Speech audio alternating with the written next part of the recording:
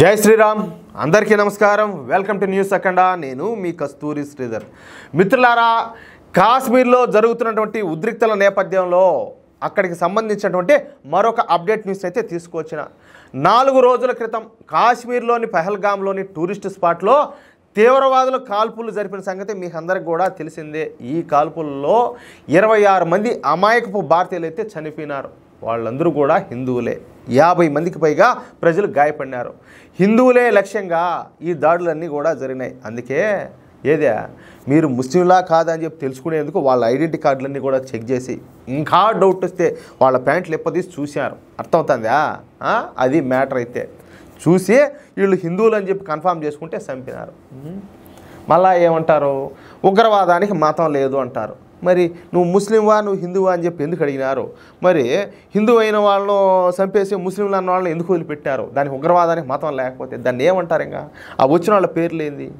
ఏది ఎంతకాలం ఎన్నేళ్ల పాటు ఇంక జనాలను ఎరుపుష్పాలను చేస్తారా స్వామి ఇంత అతి తెలివితేటలతోనో అయితే ఈ తీవ్రవాద దాడిలో మొత్తంగా 7 మంది తీవ్రవాదులు పాల్గొన్నారు వీళ్లలో 5 మంది పాకిస్తానీ తీవ్రవాదులు కాగా మరో 2 తీవ్రవాదులు స్థానిక కాశ్మీరీలు అన్నమాట ఇంతకుముందు వరకు మన భారత సైన్యం స్థానిక కాశ్మీరీ తీవ్రవాదులపైన కొంతవరకు దయ చూపిస్తూ ఉంది కాదులే ఇప్పుడు ఇయే మనం చేసే మిస్టేక్లు ఏంటంటే ఇయేను అది విషసర్పం ఉంటుంది పాము అది ఎడారిలో పుట్టి పెరిగిందైనా పామే అది అడవిలో పుట్టి పెరిగిందైనా కూడా పామే పుట్టలో పుట్టి పెరిగినా అది పామే మొత్తానికైతే దానివల్ల ప్రమాదమే అది ఆడించి వచ్చితే ఏమి ఏడుంటేమి అది ప్రమాదం అంటే ప్రమాదమే వాడు ఎక్కడోడైతే అది వాళ్ళ మీద ఏంది దయ చూపించేదా వాళ్ళ మీద ఏం దయ చూపించేది అంటాలే వాళ్లకు తీవ్రవాదాన్ని విడనాడి జనజీవన స్రవంతిలో కలవడానికి ఒక అవకాశం ఇచ్చేవాళ్ళు ఆ స్థానిక తీవ్రవాదులకు వాళ్ళ తల్లిదండ్రుల చేత వీడియోలు చేయించి పంపించేవాళ్ళు సరే చెప్పండి మీ బిడ్డలకు ఏది ఇంక తీవ్రవాదం అది వద్దు అది ప్రమాదం అని చెప్పేసి వాళ్ళు ఏదో ఒక విధంగా మీ ఎమోషన్ను పండించి అర్థమవుతుందా దాని సెంటిమెంట్లన్నీ కూడా కురిపించి వాళ్ళని ఎట్టొకటా తుపాకులన్నీ వదిలేసి వచ్చి జనజీవన శ్రమంలో వచ్చి కలసమని చెప్పేసి మీరు చెప్పండి ఏదన్నా సింపుల్గా భారత ఆర్మీ క్షమించేస్తుంది భారత ప్రభుత్వం మిమ్మల్ని మన్నిస్తుంది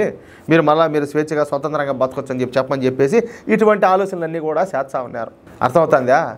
వాళ్ళు తీవ్రవాదాన్ని వదిలి బయటికి రావడానికి మన భారత ఆర్మీ తీవ్రంగా ప్రయత్నిస్తూ ఉన్నది వాళ్లకు బయటికి రావడానికి కొంత వెసులుబాటును కూడా కల్పిస్తూ ఉన్నారు కానీ దీనినే అవకాశంగా తీసుకున్నటువంటి కాశ్మీరీ స్థానిక తీవ్రవాదులు రెచ్చిపోతున్నారు మేము స్థానికులం కాబట్టి మమ్మల్ని ఏమీ చేయరు అని భావించినటువంటి ఈ కాశ్మీరీ స్థానిక తీవ్రవాదులను ఇప్పుడు భారత భద్రతా బలగాలు కర్రుగాల్చి వాత పెడుతున్నాయి సరే ఇప్పుడు పరిస్థితులు అయితే పూర్తిగా మారిపోయినాయి పాకిస్తానీ తీవ్రవాదులు అలాగే స్థానిక కాశ్మీరీ తీవ్రవాదులు అనే భేదం లేకుండా ఈ టెర్రరిస్టులు వాళ్ళు ఎవరెవరైతే ఉంటారో వాళ్ళు కనిపిస్తే చాలు వాళ్ళను కసి తీరా కాల్చి చంపిన దాకా అయితే వదిలిపెట్టడంలే టెర్రరిస్ట్ అనేవాడు కనబడితే ఇప్పుడు ఎన్కౌంటర్ అయితే జరగాల్సిందే ఇక వాళ్లకు పారిపోయే అవకాశం కానీ లొంగిపోయే అవకాశం కానీ తమ తప్పులను ఒప్పుకొని జనజీవన స్రవంతిలో కలిసేటటువంటి అవకాశం కానీ ఎంత మాత్రం కూడా ఇవ్వడంలే షాబాష్ ఈ పని మొదటి నుంచి చేసినట్టే మనకి దరిద్రం ఇంకొంచెం తొందరగానే వదిలిపెట్టిపోయిండు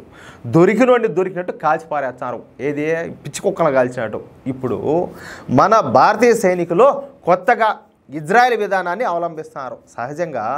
ఇజ్రాయెల్ సైనికులు తీవ్రవాదులను ఎన్కౌంటర్ చేసినప్పుడు ఏం చేస్తారంటే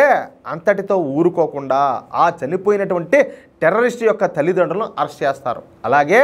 ఆ తీవ్రవాదుల యొక్క ఇళ్లను పేల్చి పారేస్తారు ఇప్పుడు భారత సైన్యం సరిగ్గా అదే విధానాన్ని ఫాలో అవుతుంది ఈ క్రమంలో ఇప్పటి వరకు 6 స్థానిక కాశ్మీరీ తీవ్రవాదుల యొక్క తల్లిదండ్రులను అరెస్ట్ చేసి వాళ్ళని రహస్య ప్రదేశంలో పెట్టి విచారిస్తారు ఎందుకంటే వీళ్ళకి ఎంత ఇన్ఫర్మేషన్ తెలిసే ఉంటుంది లేకపోతే ప్రత్యక్షంగానో పరోక్షంగానో ఈ తీవ్రవాదులు అనే వాళ్ళకు వీళ్ళు సపోర్ట్ చేస్తూ ఉంటారు అలాగే ఈ 6 తీవ్రవాదుల యొక్క ఇళ్లను మొత్తంగా పేల్చి పారేశారు ఈ తీవ్రవాదుల ఇళ్లకు ఈ ఐఈడి బాంబులను అమర్చి ఆ ఇళ్లను ధ్వంసం చేసి పారేశారు ఈ విధంగా మొత్తంగా 6 కాశ్మీరీ తీవ్రవాదుల ఇళ్లను ధ్వంసం చేయడం ఇక్కడ విశేషం అన్నమాట అంటే మన భారత సైన్యం తీవ్రవాదులకు కఠినమైనటువంటి వార్నింగ్ ఇస్తున్నారు ఏ మాత్రం తేడా వచ్చినా సరే లేపి పారేస్తామని చెప్పి ఖచ్చితమైన సందేశాన్ని ఇస్తారు ఇక పాకిస్తాన్తో ఈ ఉద్రిక్తతలు తీవ్రమవుతున్న తరుణంలో భారత సైన్యం దేనికైనా సిద్ధం అనే ఒక శక్తివంతమైనటువంటి సందేశాన్ని ఇస్తూ దేశానికి భరోసా ఇస్తుంది సైనికుల విన్యాసాలు ధైర్య సాహసాలను ప్రదర్శిస్తా మేము ఎల్లప్పుడూ సిద్ధంగా ఉన్నాము అని చెప్పి స్పష్టం చేసింది మన భారత సైన్యం. ఏ భయం లేదు, ఏ భూభాగం కష్టం కాదు, మనకు ఏ అడ్డంకి లేదు, మమ్మల్ని ఎవరు కూడా ఆపలేరని పేర్కొంటూ భారత సైన్యం తన సత్తా అయితే చూపిస్తుంది. That is Indian army. ఏంది? భారత ఆర్మీ. అది విషయం అయితే. మిత్రులారా, ఈ న్యూస్ కనుక మీకు నచ్చినట్లయితే ఖచ్చితంగా ఈ న్యూస్ నలుగురికి షేర్ చేయండి. అదేవిధంగా ప్రతి ఒక్కరు కూడా మీ యొక్క అమూల్యమైన అభిప్రాయంలో తప్పనిసరిగా కామెంట్ చేయండి. కామెంట్ ఏం చేయాలబ్బా, మాకు ఏం ఐడియా రాలేదే, దేని గురించి మాట్లాడాలని మీకు అనిపించింది అనుకో, జై హింద్ అని పెట్టండి ఆ స్వామి. అలాగే ఇంతవరకు మీరు కనుక మన ఛానల్ను సబ్స్క్రైబ్ చేసుకున్నట్లయితే ప్రతి ఒక్కరు కూడా మన ఛానల్ను సబ్స్క్రైబ్ చేసుకోండి, సపోర్ట్ చేయండి. అలాగే ఒకవేళ మన ఛానల్ను ఇప్పటికే మీరు సబ్స్క్రైబ్ చేసుకున్నట్లయితే మీకు తెలిసినటువంటి జాతీయవాద మిత్రులకు మన ఛానల్ను పరిచయం చేసి నలుగురి దగ్గర మన ఛానల్ను సబ్స్క్రైబ్ చేయించండి. ఈ జాతీయవాద భావజాలం పెంపొందించేందుకు మాకు సహకరించండి. ప్లీజ్ సపోర్ట్ చేయండి. జై శ్రీరామ్.